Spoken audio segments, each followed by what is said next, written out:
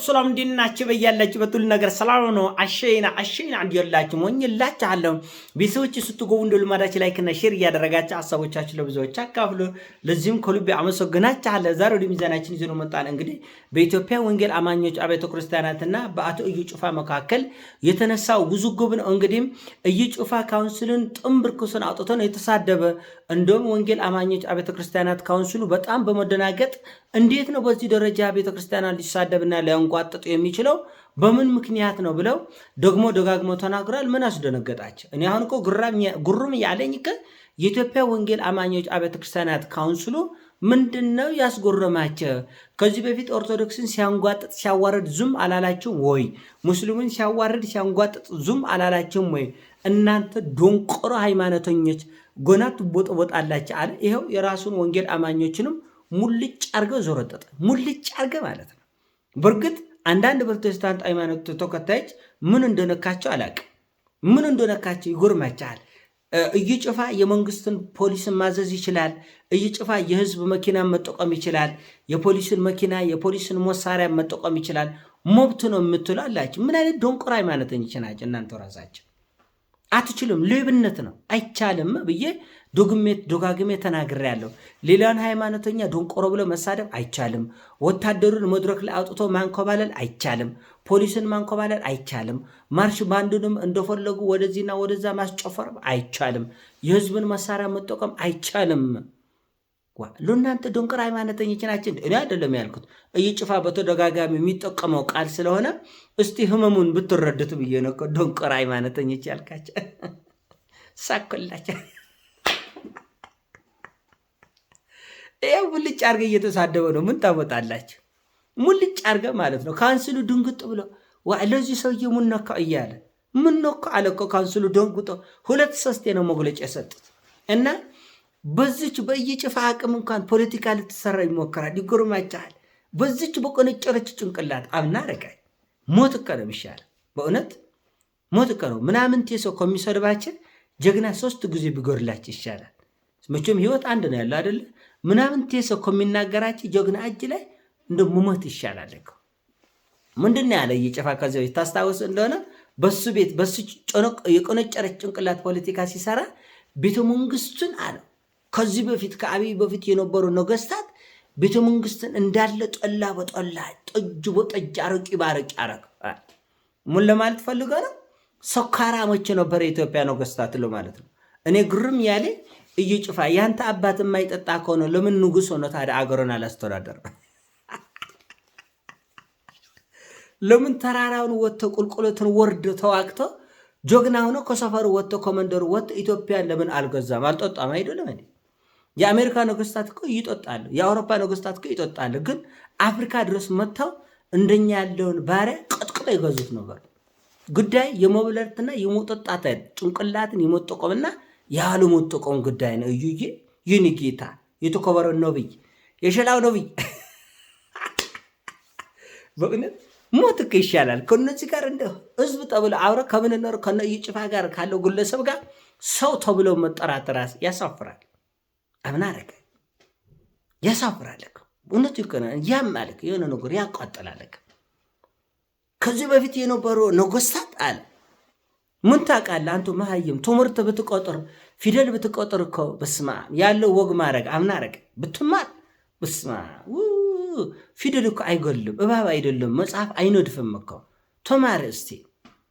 ይጠጣል ጀርመን፣ ፈረንሳይ፣ አውሮፓ ዓለም በሙሉ ምታይ ስልጣኔ ዓለም ነክታል የሚሉት ውስኪን አንዳንዴ ፉት ይልታል፣ ቮድካ ነው ፉት ይልታል። አንድ ራሽያ ነች ሆና ምን እሺ። አሁን ከእናንተ ጋር በምን እንነጋገራል? ትልቅ ነገር ምን መሰለህ አንተ ዶንቆሮ ሃይማኖተኛ፣ አንተ ያልከውን ቋንቋ ነው የምትወቀው። እሺ። እና ያልተመቻችሁ ደግሞ አንሰብስክራይብ አድርጉ፣ ለሌላውም አንሰብስክራይብ እንዲያደርግ ሼር አድርጉ። who cares? ምንም አይመስለኝም። ለምን እናንተ ሌላው ሰው ላይ ስድብን ስትለጥፉት፣ ነውረኝነታችሁ ስትለጥፉት ግርማ ሞገስ ነው መቀበል አለብን ጎንበስ ብለን። ዶንቆሮ ሃይማኖተኞች ብላችና ዶንቆሮ ሃይማኖተኞች እንላቸዋለን። ስለዚህ በእነዚህ ጭንቅላትን ካል ፖለቲካ ለመሰራት ይሞክራል። የኢትዮጵያ ነገስታት ቤተ መንግስቱን ጠላ በጠላ አድርገውት፣ አብይ ግን የጸሎት ቦታ አደረገዋል። እንደዛ አይደለም።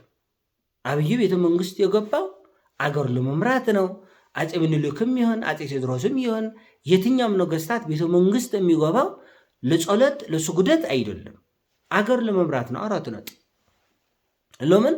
ሃይማኖት ለብቻ ነው፣ ፖለቲካ ለብቻ ነው፣ አገር ለብቻ ነው፣ ሌላ ነገር ለብቻ ነው፣ የግል ህይወትም ራስ ለብቻ ነው።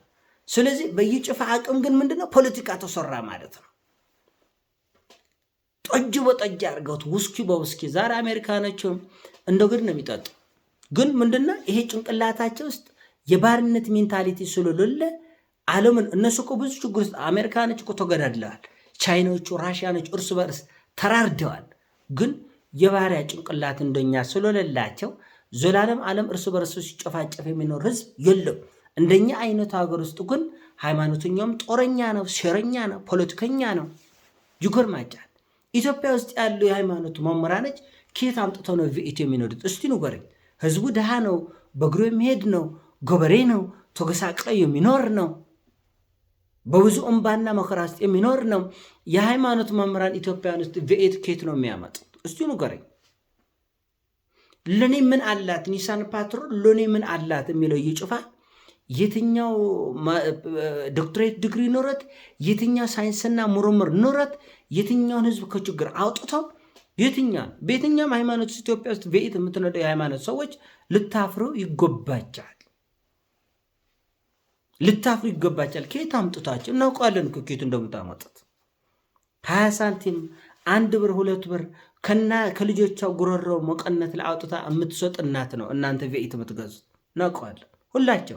ሁላቸው ሃይማኖተኞች ኢትዮጵያ ውስጥ የምትኖሩ የሃይማኖት መምህራን ቪኤት ቀርተው ቪትስ የሚያስገዛ ብር የላቸውም በራሳቸው ስለምንታወቅ ማለት ነው።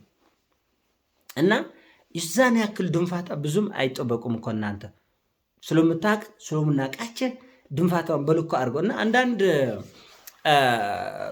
በፕሮቴስታንት ሃይማኖት ያላቸው ግለሰቦች በተለይ እኔ ዩቲዩብ ቻናል ላይ ወጣቸው እንዲህ ያለ ሀሳብ እንድታንጸባርቁ አልፈቅድም።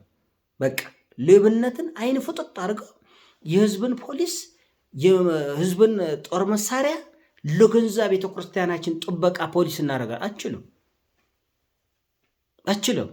በቃ ትምህርት ስለ ህግ፣ ስለ ህጉ መንግስት፣ ስለ መንግስት፣ ስለ አገር አስተዳደር ምንም የማታውቀው የጫካ ሰዎች ከናቸው ትምህርት ቁመስ ውጥና አይቻልም።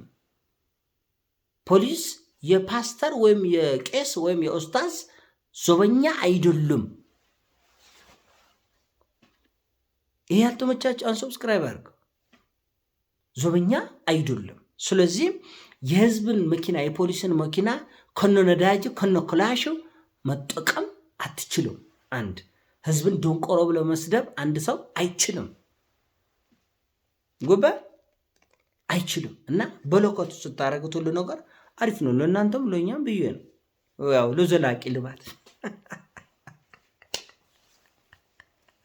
ረሳ አንዳንድ ነገር ያንገሸግሻል። እናረጋይ ሆነ ያንገሸግሻል። ሰው ለካ ወድ አይደለም። በየአገሩ በየአውሮፓ አሜሪካ ብሎ የሚሰደድ ወድ አይደለም። እውነት እንደዚህ የቆነጨረ አስተሳሰብ ላይ ለውጥ አትጠብቀው። ህዝባችን እንዴት ይህን ማሰላሰል ያልቻለ? ፖሊስ ለፕሮቴስታንትም ለካቶሊክም ለኦርቶዶክስም ወንጌል ስብከት አለ በተባለ ቁጥር ጥልጥል ማለት አለበት እና ካውንስሉን መስደብ ይችላል። እዩ ጩፋ አምላክ ነው። አምላክም ፍጥረቱን አይሰደብም። የፈለገውን ማድረግ ይችላል። መኪናውም መብት ነው፣ ክላሹም መብት ነው፣ ሁሉ ነገሩ መብት ነው። ዋ ለእኛ ባርነቱ ገዛችን እንዴ? አገሪቱ ለእኛ ባርነቱ ለተገዙን ፈለጋቸ እንዴ? ምን ማለት ነው እንዴ? ሁሉ ነገር እኮ ሎኮታል እና እየጭፋይን ማድረግ መብት የለውም። ቢታረም ጥሩ ነው፣ ቢቀጣ ጥሩ ነው፣ ይስተካከላል። በነገራችን ሁሉ ነገር በጊዜ ሂደት ቀስ እያለ እኛን ያዶክመናል እንጂ ቀስ አድርገን እኮ እናስረዳቻለን። እውነት ዝም ላይ እናንተ አትቸክል፣ እኛ ማንቸክል፣ እንዲህ ቀስ እያለን ስንጫወት ቀስ እያለን ጊዜ እየጠበቅን እኮ ብዙ ነገሮችን እንግባባለን እና ጊዜ ደግሞ ብዙ ነገር ያስተምራል። አበሻ እኮ በጊዜ ሂደት እኮ ብዙ ነገር እኮ ተምሯል አይደለም እንዴ? ተምሯል እኮ ወደ አድርገው እና አሁንም ቀስ አድርገው ይማራል ህዝባችን ወደፊት።